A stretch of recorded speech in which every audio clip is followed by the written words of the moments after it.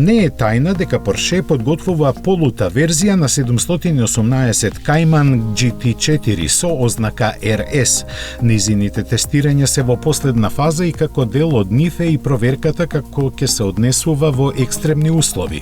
Секако мислиме на Нурбургринг, чие време по круг долги години назад се покажа како мерна единица за перформансите на секој автомобил со цврст карактер.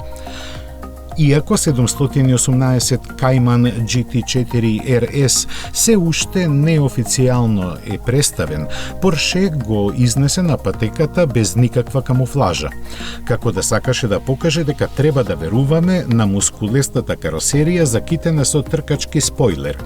Но ако има такви кои изгледот нема да ги увери, тоа ќе го стори времето од 7 минути и 9,3 секунди за продолжениот круг.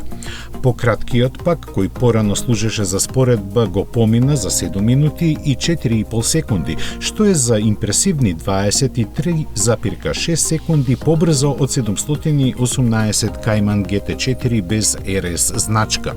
Дека автомобилот, освен тркачкото седиште е во стандардна состојба, потврдија делегатите на патеката, но што се е заслужно за постигнатите бројки ќе дознаеме кога ќе биде представен.